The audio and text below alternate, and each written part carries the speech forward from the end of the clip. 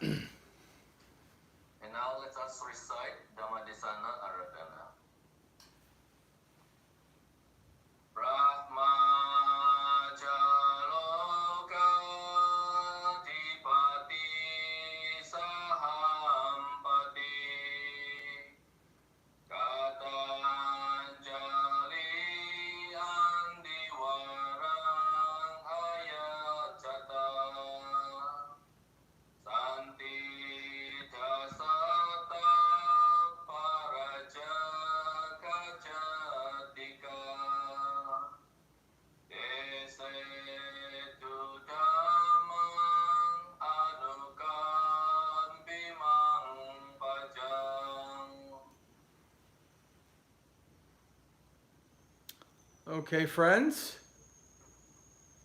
Good morning or afternoon, wherever you're at. So today's topic is a very important topic. Last week we talked about beginning of meditation practice, and this week's topic is talking about the mind. Right? And I want to start out with a verse. Manopubangama Dhamma, Manosetta Manomaya, Manasata Padutena Basativa Karotiva, Tato Nang Dukamanveti, Chayava Unapayani. All actions are led by the mind. Mind is their master, mind is their maker. Actors speak with a defiled state of mind, then suffering follows, as the cartwheel follows the foot of the ox. This is the very first line of the Dhammapada. The very first line, Dhammapada number 1.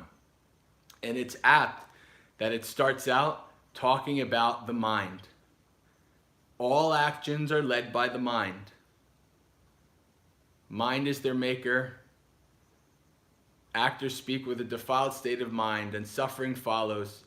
This is a wonderful simile, as the cartwheel follows the foot of the ox.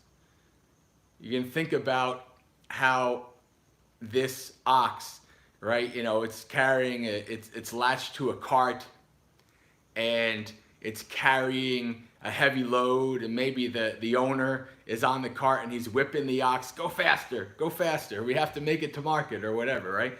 So you have this poor beast of burden, and right behind the beast of burden's feet is the wheel, right? And if you've ever done, like I've done lots of landscape work, so I've carried wheelbarrows in front of me and things behind me, and I've actually had my feet get run over by wheelbarrow wheels, and it's not pleasant.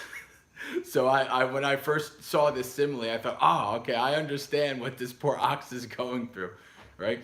And this is like a mind that is very, very heavy, full of like anger and aversion and envy and all these very heavy negative mind states, right? And so, but this is not it. There's still another line.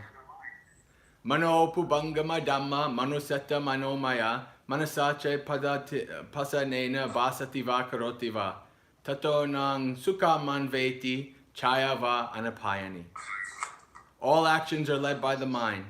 Mind is their master, mind is their maker. Actors speak with a pure state of mind, then happiness follows you like a shadow follows you without departing. Now think of the simile from the previous stanza of the ox, lashed to the cart, carrying this heavy load, right? That's a very heavy mind. But a mind that is full of goodwill, of letting go, of happiness, right, is a very light mind, right? Your shadow doesn't weigh on you at all. Most of the time you don't even know your shadow is there, right? So this is the Buddha setting up a dichotomy for us, setting up saying this is the mind, right? And all of our actions stem from the mind, right?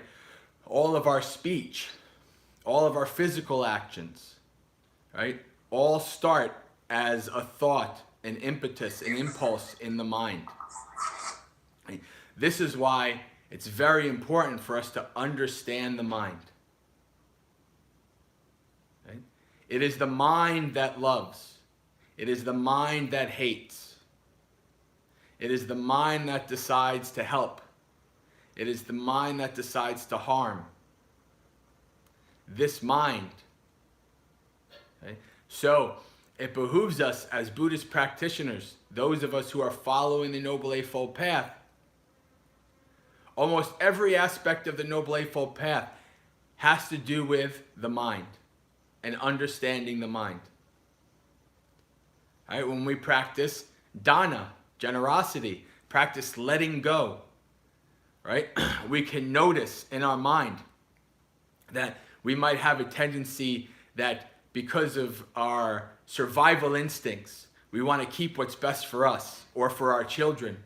And we'd only give to other people only what's left over, right? You can notice, this is how this mind is, right? Even just by practicing dana, you can investigate the mind. Practicing our sila, practicing living by virtuous principles, not wanting to harm a being, right? We can see the mind, right? Maybe there's a mouse or a bug, a spider, and we have fear in our mind, and that fear wants us to harm, to get that being away from us, because we don't want that being to harm us, right? But then we practice the precepts and we say, I do not wish to harm this being. What are you doing? You're going against the innate tendencies of the mind. That's practicing, right? And then when you sit down to meditate, or you practice satipatthana, mindfulness in all activities, you're with the mind. You see how the mind acts. You engage with people and they say something, and you see how the mind responds to that. The mind likes it or it dislikes it, right? And then you don't like that person or you like that person, right? Mind is the forerunner of all things. All actions are led by the mind, right? So it behooves us to understand the mind. And how do we do it? You can listen to Dhamma talks, and you can even listen to scientists talk about the mind. You can learn a lot that way.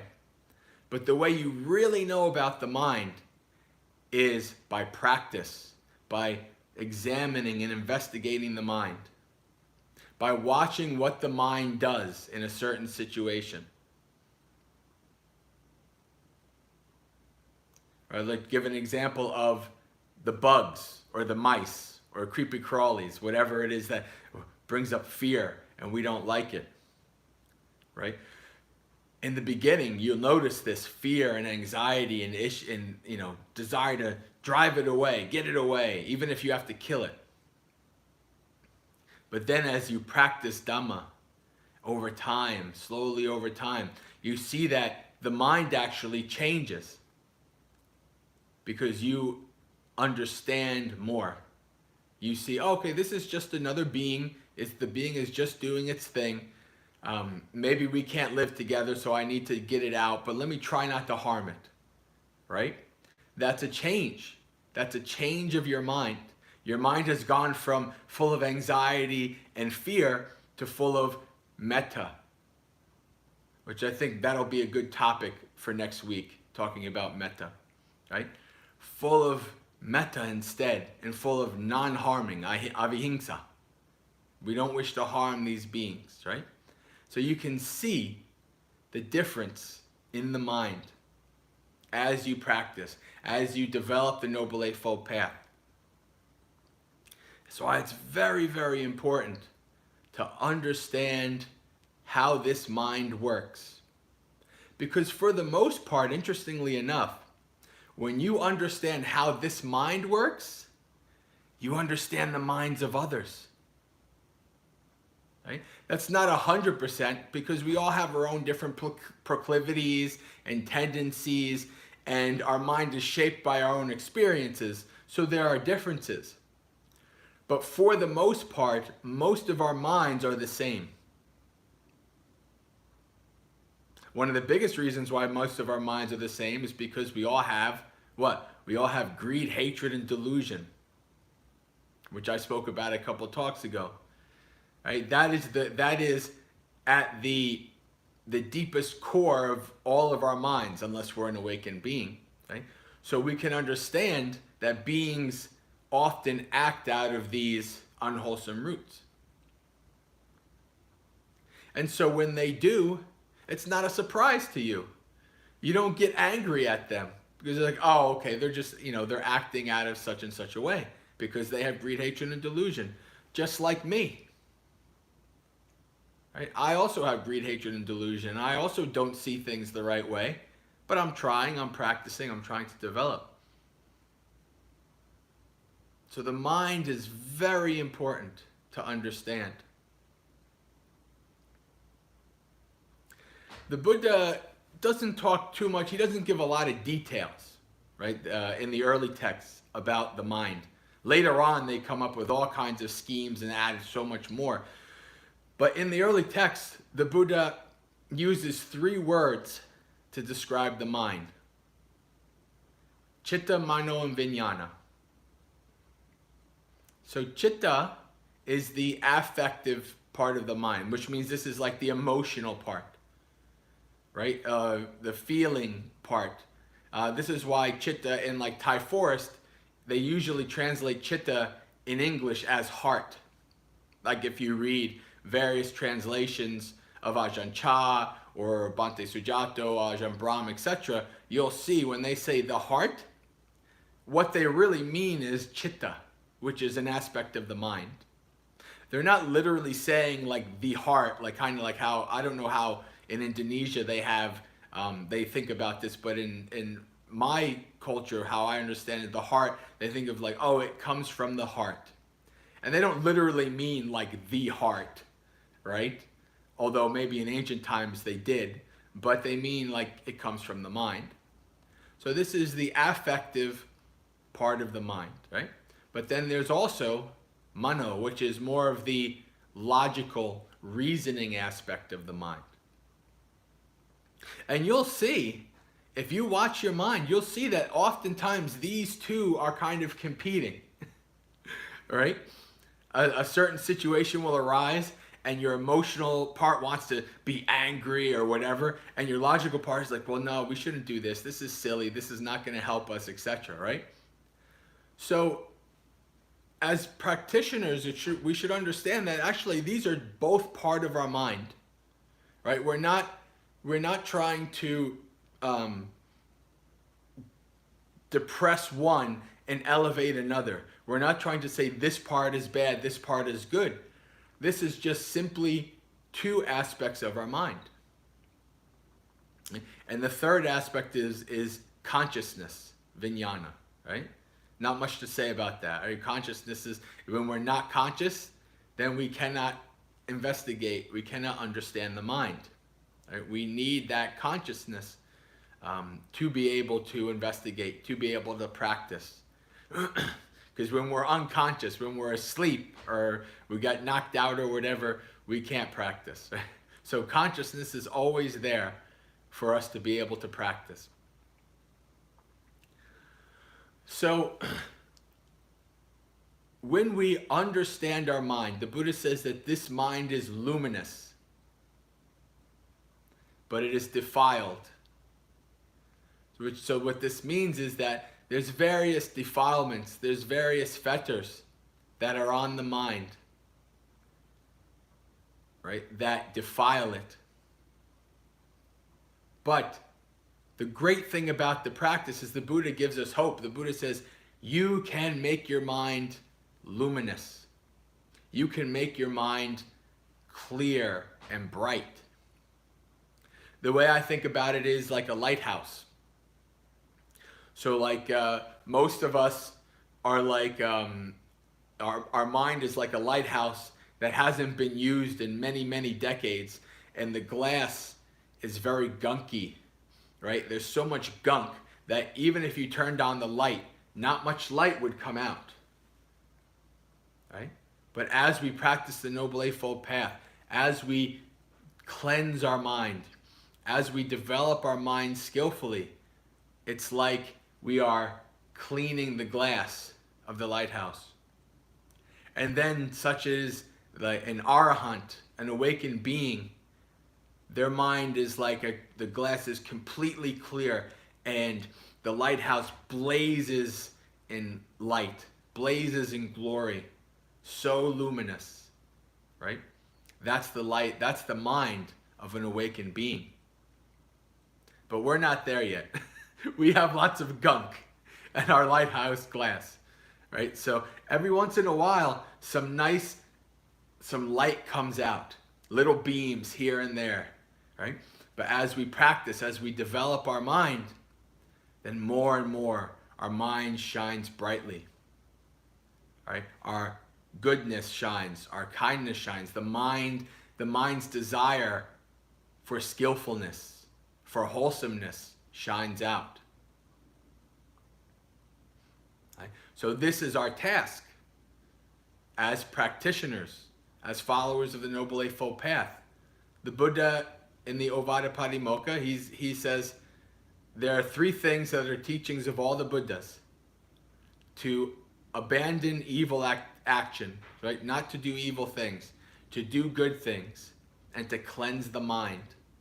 These are the teachings of all these are the teachings of all the Buddhas. Right? So that's our goal as Buddhist people. Those three things, right? To cleanse the mind of these defilements. To cleanse the mind of these things that corrupt us, to cause us to act in unskillful ways, to act out of greed, hatred, and delusion, instead of non-greed, non-hatred, non-delusion. Right? And this is not easy. It's not easy, but it is our calling. It is our quest. It is our mission as Buddhist people to understand the mind, to cleanse the mind. The Buddha calls out to us that we have what's called anusayas. Anusayas are underlying tendencies, habits. I call them underlying habitual tendencies. Because the more you actually understand the practice, the more it's really, most of it is working with habits. We have lots of habits, right? Not only habits that we've built up over this lifetime, but tendencies and proclivities from previous lifetimes as well, right? So we have lots of anusayas. And there's a wonderful sutta, one of my favorite suttas in all of the old texts, the Nikayas. It's called the Simile of the Arrow. And in it, the Buddha explains the difference between an awakened being and a regular person. An Arya Savaka, a disciple of the Noble Ones, and a Patujana, a regular worldly person. So in this, the Buddha says that when a regular person comes in contact with something unpleasant, painful, harmful, right? It is as if they get hit by an arrow. That is what you would call dukkha, physical suffering, right? And then immediately after, they are hit by a second arrow. Why? Because when they have this unpleasant experience, they cry, lament, dislike, they reverse, they try to push it away, right? They suffer, so they create their own suffering with a second arrow. But he says the arahant, the one who is awakened, they also feel the first arrow. And you can see this in the suttas. The Buddha had his body, especially as he got older, it was, just like any other old body, lots of pains and hard to move and such and such, and he had to rest it and things like that, right? But an arahant does not feel the second arrow.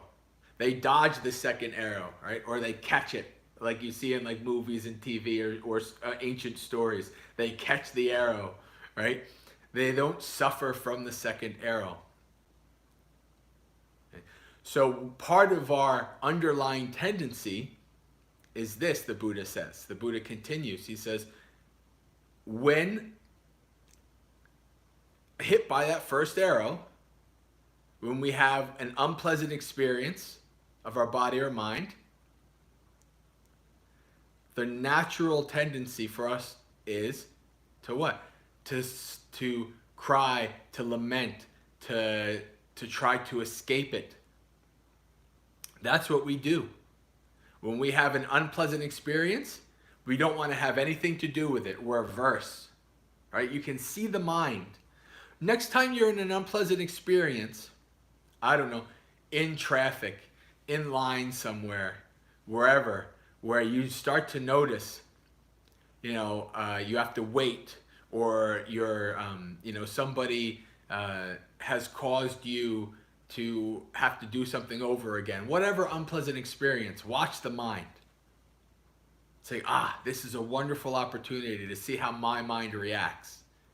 And then you watch your mind go through all of these processes. I can't believe that person. This should happen to that person. You should do this. You should do this. I can't believe they didn't do that. Right? Your mind is going through over and over again all of these things. Right? Even sometimes you might even have, your mind might say, we should kill that person. And you're like, oh my God, I can't believe that would come into my mind, right? Right? But that's the tendency. Your mind, you so dislike unpleasant experiences that these things come up in your mind. Okay? And likewise, the Buddha says, when you have a pleasant experience, something that's really nice, like good food or good companionship or whatever, what is our habitual tendency? Habitual tendency is to cling, to hold on to it so it doesn't go away, to want more of it. We're kind of like, you ever watch a squirrel or some animal, like they're collecting acorns? And you can also see this in humans, because I know I've done this myself. I've seen it in myself. Like they're holding on to whatever they like, and then they're trying to grab more. Like they're holding on and they're trying to grab more. Like this, right? And then things are falling and stuff like this. But that's our tendency. We want more of it. We like it. Right? So that's our underlying tendency, our habit, when we have something pleasant happen. And you can see this in your mind. As soon as something pleasant happens, something nice happens, you can also watch your mind. You might say, ooh, this is really nice. I like this.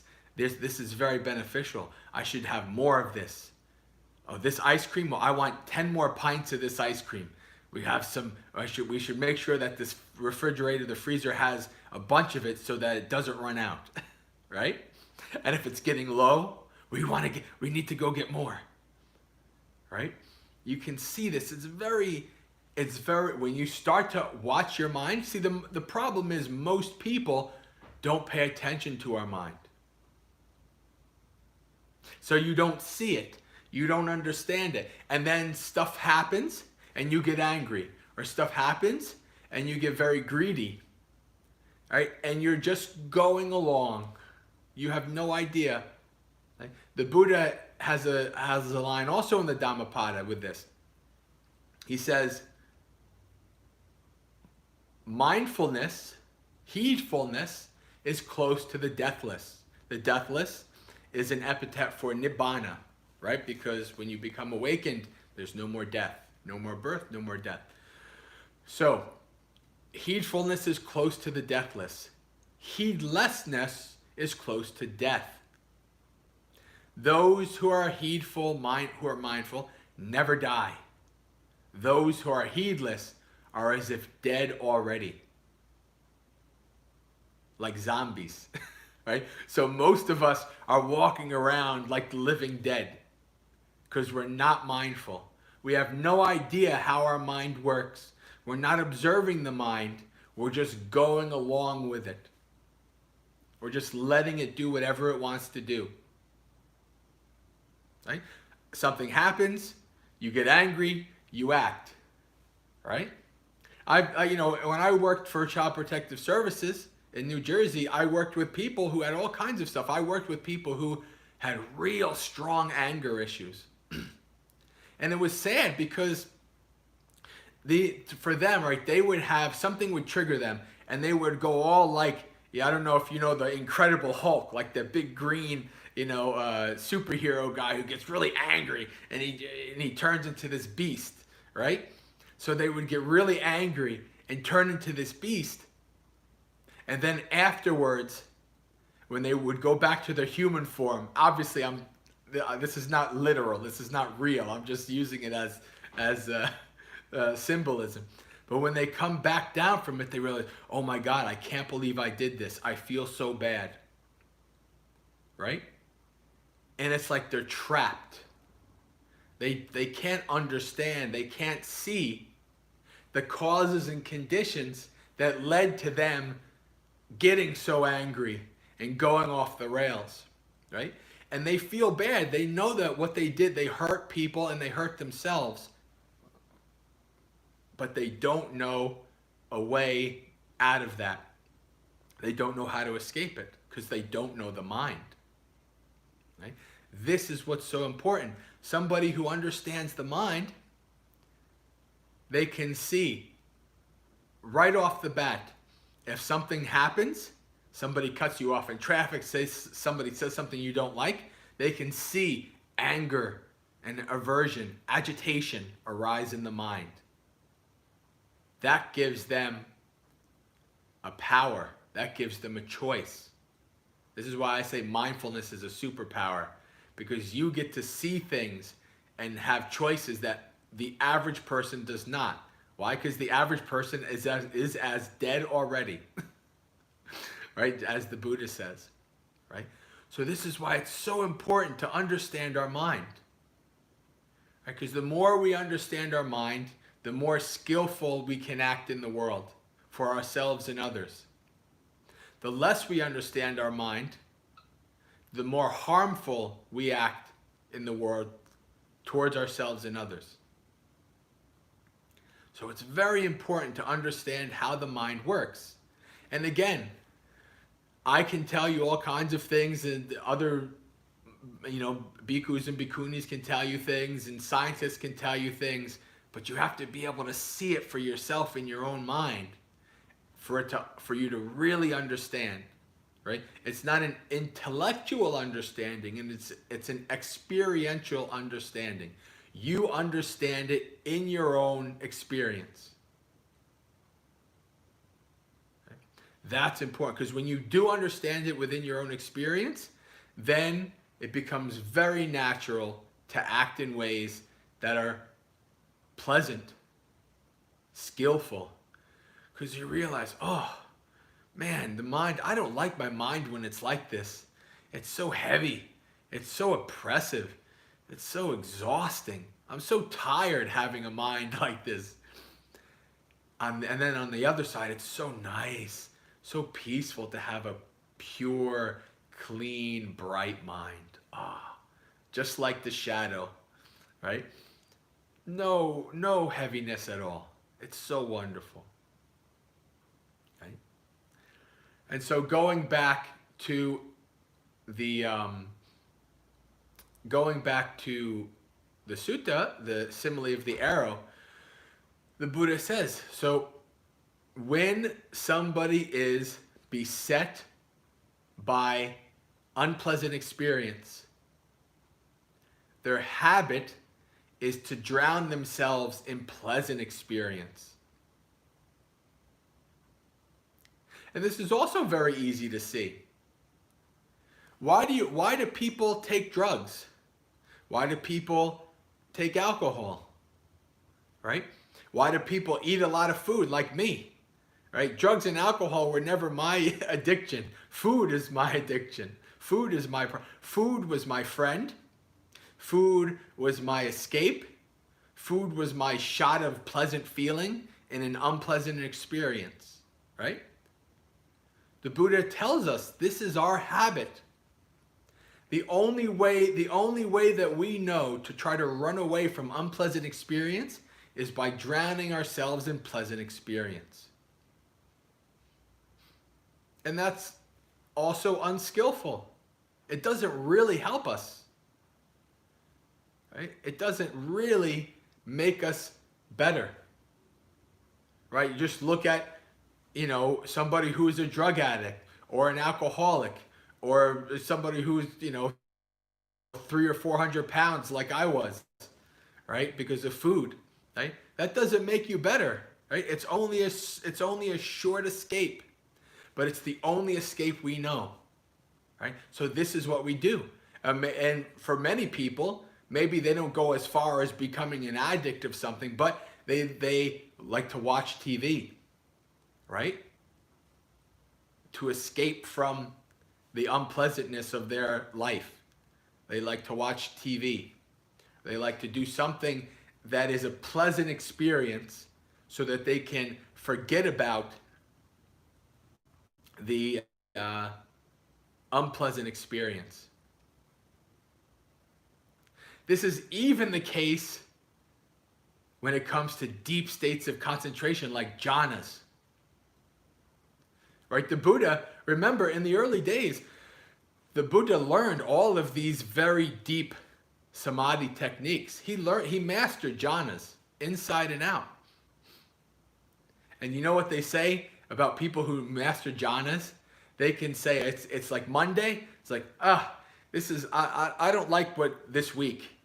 This week looks like it's going to be hard. Why don't I just go into jhana? Right? You can go into deep states of concentration for a whole week, for 7 days. And you're just chilling chilling. Your mind is clear, bright, nothing bothering you. You're just meditating. You're just deep in samadhi for 7 days. So the Buddha was able to do these kind of things. But then he came out of that samadhi 7 days and he looked around. And what do you think he saw? What do you think he observed? Right? He escaped his dukkha for 7 days. But when he came back, it was there. Right? After you take the drug, you escape your dukkha for a little bit. But when the drug wears off, it's back. And you want more. After you take your alcohol and you get drunk, right? For a little while, you've escaped your suffering. But then, it's back. After you eat the pleasant food, for a little while, it takes you away from your suffering, but then it's back. Right? So this is what we do. We're trying to escape unpleasant by drowning ourselves in the pleasant. And our habit for pleasant experiences is to want more. So in this tendency, in this understanding how our mind works, we see that we're causing ourselves so much suffering because of these habits. Because we're running away from unskillful things and we're trying to grasp we're running away from unpleasant experiences and we're trying to grasp pleasant experiences. Right? Just that one understanding in your mind can give you much joy and freedom from suffering. Just that one understanding. Right? The Buddha tells us that patience is the highest practice. What is patience but being able to endure what is unskillful or what is unpleasant? To endure what we don't like. Right? That's a practice that most of us do not do. Right? But it's part of the path. Practicing the Noble Eightfold Path actually is doing that. Right? Understanding that running away causes us suffering. Understanding that running towards causes us suffering. Because it's a constant struggle. We're trying to run away and grasp at the same time. Push and grasp, push and grasp. And it's exhausting. But this is our mind. So when you see this, when you start to see the state of your mind, you say, oh man, what am I going to do about this? This is exhausting. How about I practice? How about I start letting go? Right? How about I start developing patience and endurance? How about I start developing courage to face what I don't like? Right? How about I develop courage to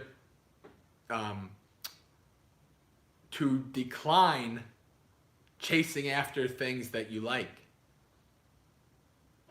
Right? And then gradually you start to develop an equanimity, an equilibrium, right? You know, when I notice the times in my mind where I'm not chasing after something or running away from something, it's bliss, it's peace. I'm just here. I'm not running after anything. There's nothing I crave that I want. There's nothing that I crave that I don't want. I'm just here. Just a peaceful, equanimous mind. And that's very blissful. It's very good. And you start to see this is how you understand how you feed the mind, how you cause your own suffering. Right? A thought arises. Let's chase after this. This is a pleasant experience. And you're like, oh yeah, let's do it. And then you go chasing. Right? But then as you develop your mind, the thought arises, let's chase after this. It's a pleasant experience. And you start to think, yeah, it's pleasant. And it'll feel good. But there's a lot of drawbacks. There's a lot of suffering that comes along with it. Maybe I won't do it this time. Maybe I won't chase after it. Right? And then maybe you have a little bit of what they call FOMO, right? Like a fear of missing out. But you realize, that's also fake. That's also not real. That's just craving. I'm happy just being here, just being with peace. Not running here or there like a madman or a mad woman, exhausted. Because that's what the mind does, right? The first time you sit down to meditate and your mind is like ping pong balls all over, going all over, going to this country, going to the past, going to the future, going all over the place. And you're just kind of like, you can't believe it, what your mind is doing. And then you start and you investigate that more and you see that more. And then you start to see how you actually cause that. You start to see dependent origination, how when this arises, that arises. When this ceases, that ceases. So you start to understand, I am causing my own suffering by doing this. I am causing my mind to crave for this by building it up. Like your mind has thoughts, oh yeah, this would be really good for us. We should have this. We should do this. Right? And then you're like, yes, yeah, we should do it.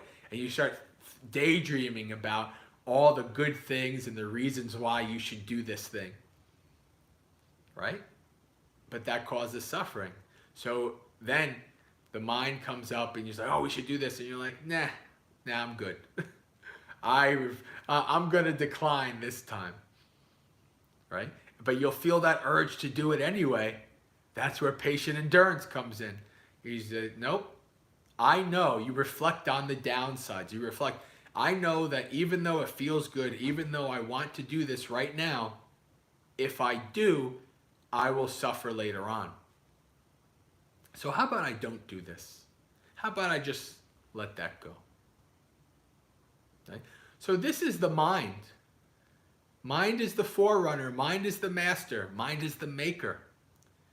It all stems from the mind. Our happiness from the mind. Our suffering from the mind.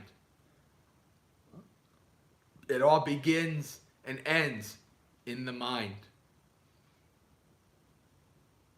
So cleansing our mind, cleaning our lighthouse so that our mind can be luminous and bright. This is our quest. This is our mission. This is our journey as Buddhist practitioners following the Noble Eightfold Path. This is what we do. And all of these practices help do that, like dana and sila and bhavana and samadhi, right? Practicing all of these practices, and sati, mindfulness. All of these practices work together towards that goal of cleansing the mind, right? Not one is any more important than the other. They all work together in tandem, in conjunction, in a symbiotic relationship. They all do this one goal. So friends, I think that's enough talk for today on the mind. We can go to questions. Sadhu, sadhu, sadhu. Thank you, Bhante. All right. For whoever wants to ask Bhante directly, you can raise your hand through the feature on Zoom. On the lower bottom right corner, there's three dots on your phone. You can click on that and then click on the raise button feature. Or if you're on laptop or computer, under inside the participants folder, there's also a raise hand feature on the bottom right hand side. All right, while we wait,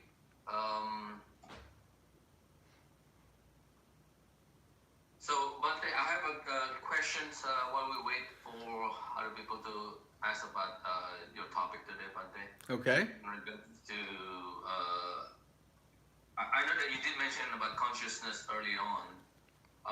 Would that be different from being mindful and being conscious, Bhante? So it's important to understand, like, definition-wise, conscious or consciousness is not the same as being mindful. You can be conscious. If you are conscious, that means you're awake. You're able to experience, to do things, right? You can do an activity and you're conscious during the whole thing, but you're not mindful. You're not aware, right? That's a very big difference, right? We do activity, like we have part of our, as human beings, part of our development is that we do an activity to a point where we can do it without thinking, without being mindful, right? Because the mind then can devote energy towards something else. Or the brain, I should probably denote the brain and the mind there. But, so this is, we do an activity. Like even for me, I'll give an example. Doing the precepts. Because I've done the precepts so many times, the mind will often see like, okay, let's start thinking about something else. Let's start thinking about, so while I'm doing the precepts today, half hour ago, my mind starts to want to think about how I'm going to chant the merit at the end, right? right? Because so my mind, I was conscious, my mind was going off, but I wasn't mindful of what was happening, right? I was here with you doing Panchasila, but my mind goes to Punya, right? And so I said, okay, come on. So, you have to bring it back and then bring back to mindfulness. So that's the difference, right? There's you can think of, I guess you can think of it as like an aspect. Consciousness is the base level. You have to be conscious to then be mindful. You can't be, so this is like where the Buddha says, like, you can't be mindful when you're asleep. Like, so if you see the Sampajanya list, the clear comprehension, the Buddha says to be clearly aware and mindful when walking back and forth, when stretching your limbs, when, walking with your bowl and robes, and when eating, going to the bathroom, etc. The one thing he doesn't say is when you're asleep, right? Because you can't be mindful when you're asleep because there's no consciousness. So consciousness is the base requirement for you to then practice mindfulness, right? You can be conscious. People are conscious their whole lives, but they can never gain an ounce of wisdom from being mindful their whole lives, right? So that's a big difference in that regard, right? You can think of being mindful as an aspect of your mind that allows you to focus in on a certain thing. So like if you're being mindful of your breathing, right? Or if you're observing a part of your body that's in pain, bringing your awareness to that part. Or you're in a situation in the world, right? And you're bringing your awareness to what's going on with your mind and body, but also what's going on with the people around you and things like that, right? Your mind is not starting to think about future or the past. Your mind is right there. That's very different than consciousness. Thank you, Bhante. All right, it looks like Sis Harita has questions. Please All right. go ahead, sis. Good morning, Bhante. Buongiorno. Hello, Harita. Hello. Bhante, you mentioned about unpleasant feeling. My unpleasant feeling usually related to punctuality. If I'm in a meeting room, I become so anxiety if whoever I have the appointment with being so late. And then if I do the investigation versus, like you said before, a gratification, the danger, and the escape. The gratification is if I feel like I could achieve a lot more things if everything's going so on time. The danger if I feel really bad if I could not achieve what I have to do for that day. And how could I escape for this situation? Thank you. So one of the most important things, this is a wonderful life lesson. The wonderful life lesson is that almost everything is not under your control. That's a hard lesson to understand. That's a hard lesson, right?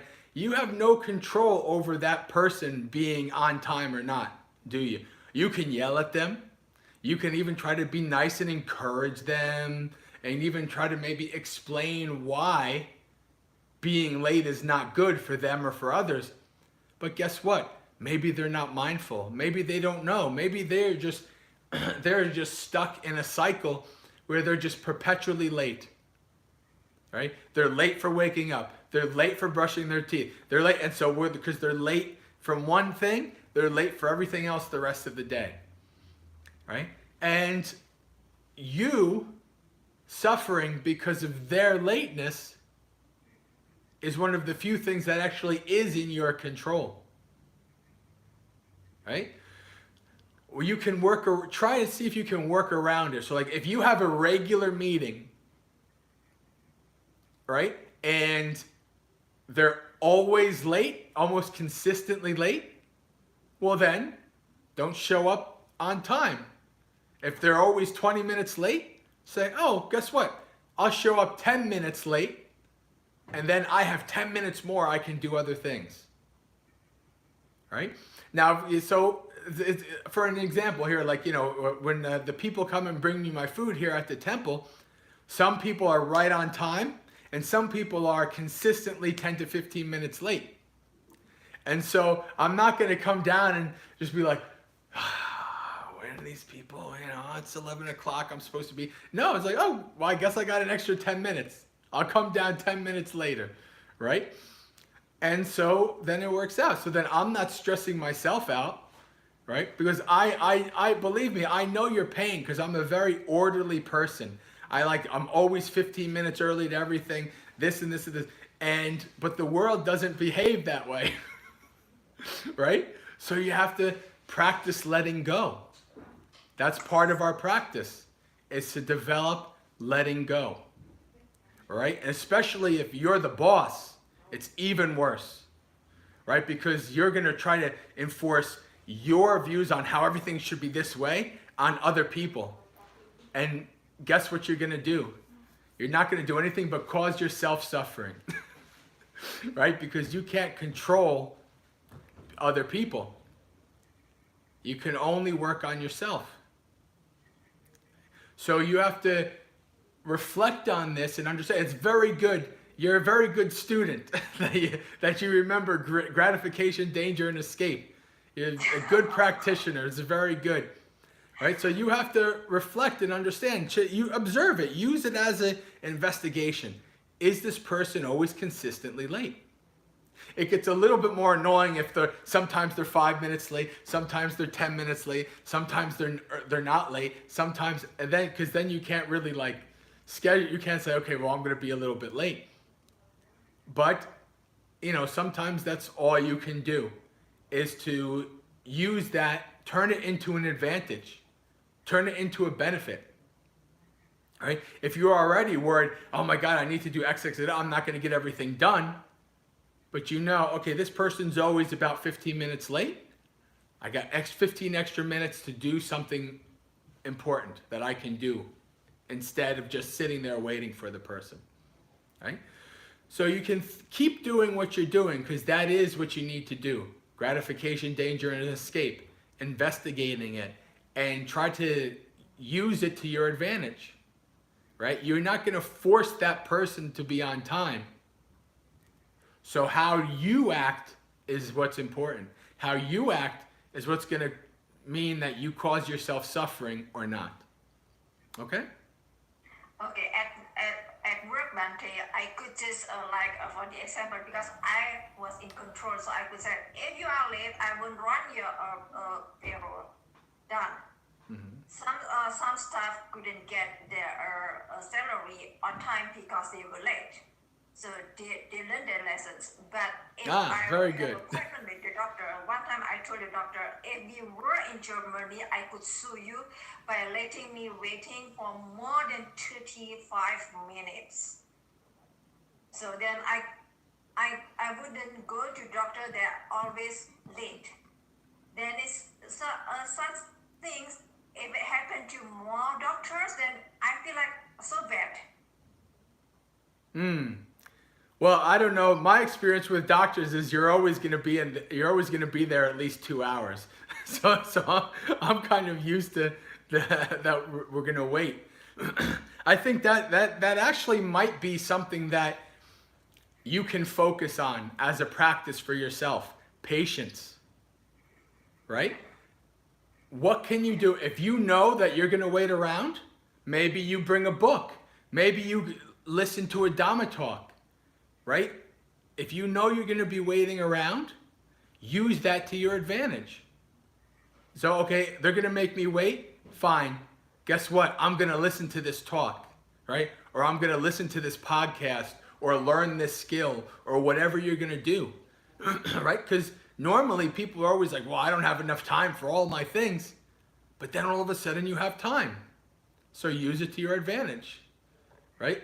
Maybe you always bring a book with you or your tablet or whatever so that you can listen to something, right? So that you can develop yourself professionally, personally, Dhamma-wise, whatever, right? So use that to your advantage.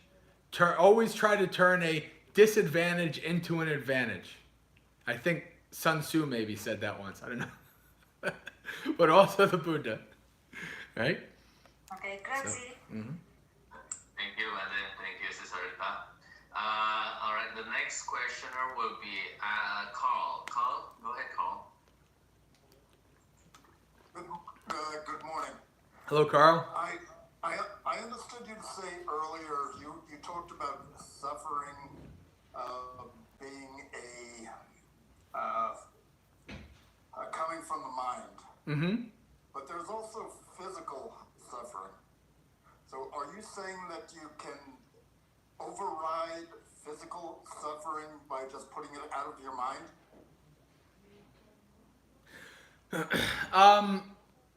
So when we talk about this is why words are so important, right?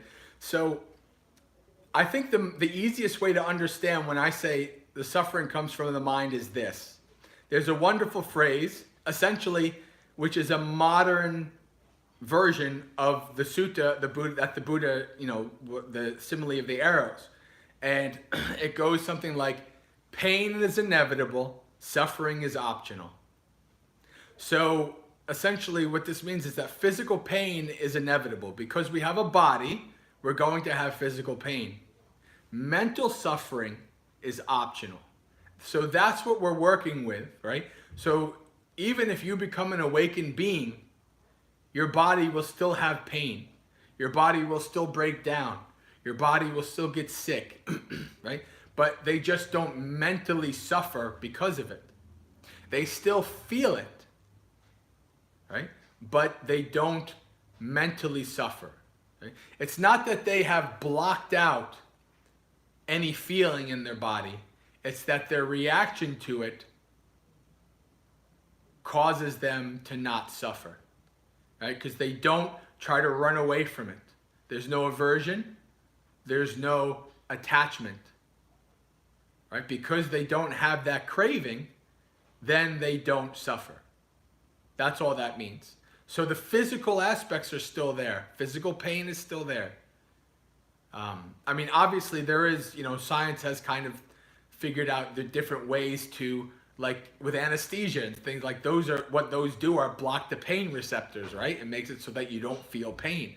So, I mean, there are ways of doing that, even with the mind, but that's kind of a different topic than when I'm talking about suffering in terms of the Buddhist context. We're talking about the mental suffering that we add on to what's already painful physically. Thank you. Mm-hmm. Thank you, Bhante. Thank you, Carl. The next questioner will be Julius or Fang Fang. Please unmute yourself. Go ahead, Fang. Namo Buddhaya. Good morning, Bhante. Hello. Bhante, today topic is pretty deep, and to get to state, the goal is to get to state of the mind to be equanimity, and it's kind of long journey.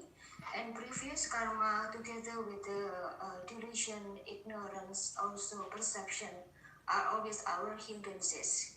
So, would you suggest, while we are also practicing our mindfulness, we also practicing the insight meditation as well?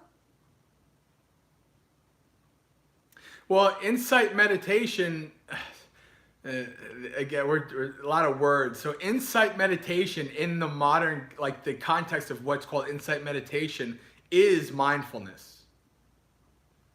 Right? It's the same thing, right?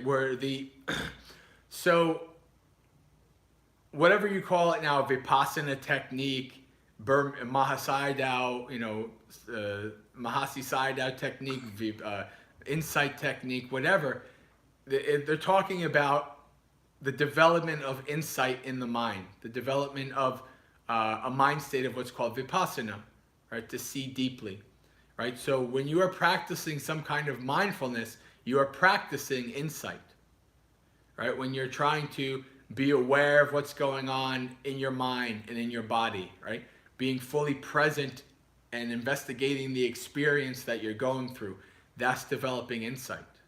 All right, so that's the same thing. If you're doing that, then you're developing insight very slowly, slowly, slowly over time. Right? But that's how you start to understand, you start to see things as they are. Right? We only like to see things as we wish they would be. We don't like to see things as they are. And we don't know how to see things as they are. But these practices develop insight so we can see things as they are. Oh, okay, thank you, Bhante. Was that Anthony or no? What your boy? What's the boy's name? Ian and Brian. Oh, Ian and Brian. Okay. All right. Yeah. Hi, boys. Actually, I would like to connect it with the Anicca, Dukkha, and Anatta one day. Okay. So I'm just wondering if we do the bhavana, the insight meditation. Also, we practice to contemplate the Anicca, Dukkha, and Anatta Yeah. as well. Well, seeing things as they are with insight is actually seeing anicca, dukkha, and anatta. Right? Because the Buddha says that it is a principle, a law of existence, that everything that is conditioned is impermanent, anicca. Everything that is conditioned is dukkha. Everything, all dhammas, everything, even nibbana, is anatta, right? So those three things, seeing that is seeing with vipassana. Also seeing with vipassana is doing what I taught Harita to do, seeing the gratification, the danger, and the escape. That's also seeing with insight. Also seeing with insight is seeing how things rise, they persist for a time, and then they cease.